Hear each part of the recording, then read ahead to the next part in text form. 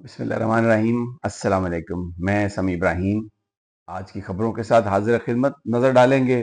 مین stream جو media ہے اس پر بھی، اور سوشل میڈیا سے کمپیریزن کریں گے کہ کیا چیزیں اس وقت سرفیس کر رہی ہیں۔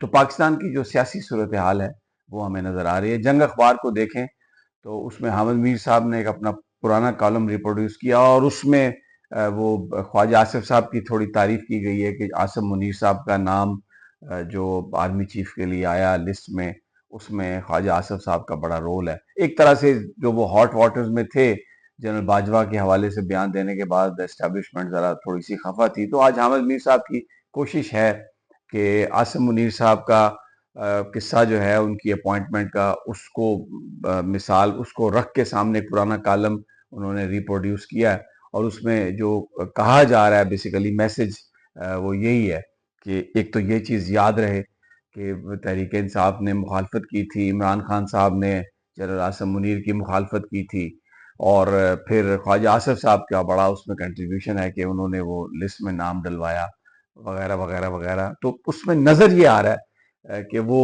ایک تو یاد دلانا چاہتے ہیں دوبارہ جو اسٹیبلشمنٹ ہے اس کو کہ آپ بھولے نہیں، یہ عمران خان جو ہے اس نے آپ کی جو تعیناتی ہے اس میں بڑی رکاوٹیں ڈالی تھی، اور اس کے پیچھے جنرل فیض تھے۔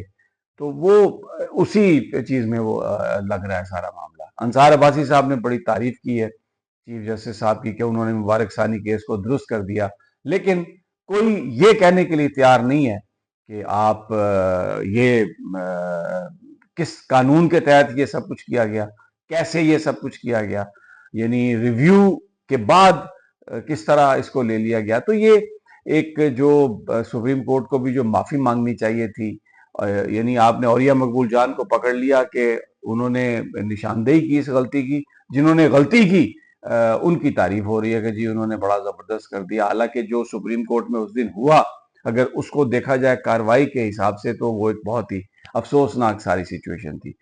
سیاست میں جو بڑی اہم بات سامنے آئی ہے اس حکومت کا کہ جو فیشسٹ جو طریقہ کار ہیں لوگوں کو مجبور کرنے کے، لوگوں کو تنگ کرنے کے، وہ پھر دوبارہ سامنے آئے ہیں۔ جسٹس اعجاز الاحسن صاحب کی جو استعفیٰ ہے، بتایا گیا کہ ان کی فیملی کو دھمکی دی گئی مارنے کی، مبینہ طور پر اعجاز الاحسن صاحب کو، اور اس موقع پر چیف جسٹس قاضی فائز صاحب بالکل خاموش رہے، انہوں نے اس معاملے میں کوئی کردار ادا نہیں کیا، اور پھر وہ مجبوراً ان کو استعفیٰ دینا پڑا۔ اچھا، اس سے پہلے میں آپ کو بتاؤں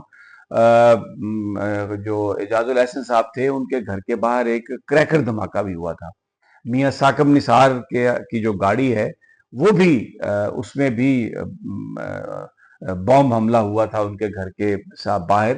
تو یہ اس طرح کی جو چیزیں تھی ججز کو دباؤ میں لانے کی، وہ بالکل چل رہی تھی۔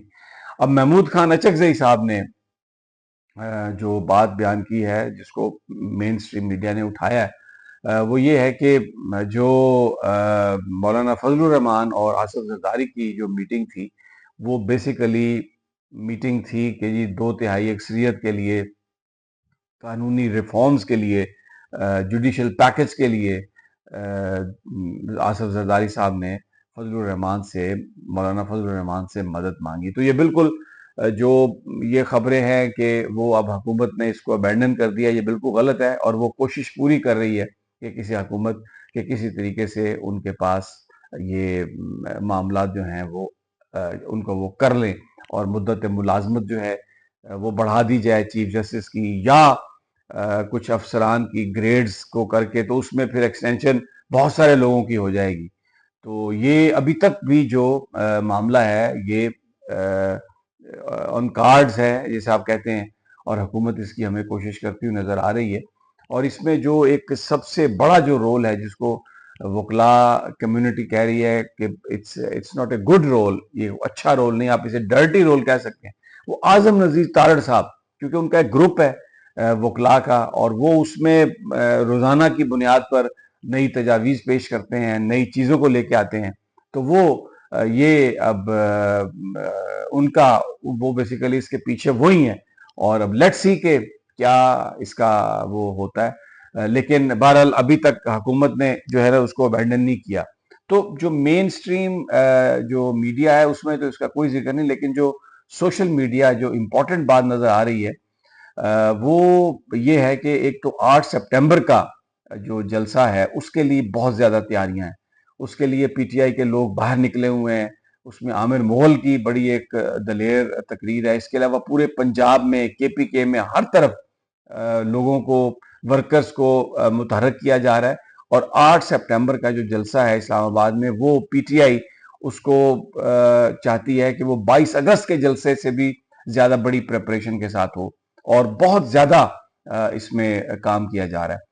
دوسری جو امپورٹنٹ خبر جو سوشل میڈیا پر تو بڑی ڈیٹیل کے ساتھ ہے لیکن مین سٹریم پر کم ہے، وہ یہ ہے کہ اڈیالہ جیل میں تبادلے کیے گئے ہیں.